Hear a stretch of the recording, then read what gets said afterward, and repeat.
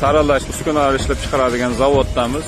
Juda ham katta zavod, 260 gektar, Xitoydagi eng katta zavodlardan biri. Quruq mahsulotlar, mosh, loviya, guruch, tuz, shakar, xohlagan narsani temir plastmaskacha sortirovka qilib beradi. Terabotdan tiskondan tuz olib keldik.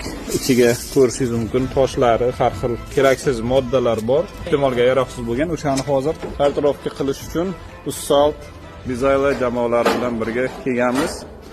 Optima jamoasi hozir uskuna tanlab berish jarayonini boshlaymiz. Hozir test rejimida bitta uskunani ishlatib ko'ramiz. Tuzni to'liq, musurini alohida hamda tozasini, iste'molga yaroqlisini alohida qilib beradi.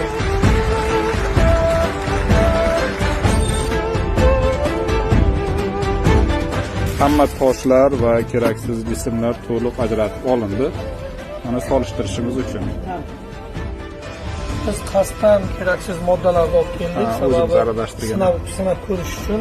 Bu saralangan tuzimizni hozir o'zingiz guvoh bo'ldilaringiz. Saralangan tuzimizdan keyin ajralib chiqqan keraksiz tuzni, keraksiz moddalarni yana qayta saralayapmiz.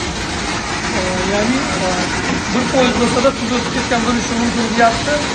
Iqtisod qilish uchun mahsulotda ikkinchi saralash yo'li orqali ajratilmoqda.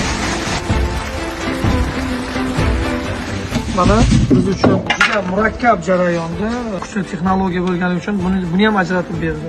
10 kishi ishlaydi bitta shu. Agar 10 kishi saralaydigan, qo'lda saralaydigan bo'lsa, 10 kishi emas, balkim 100 kishi ham iqtisod qilinadi va bitta texnologiyaning ish jarayoni.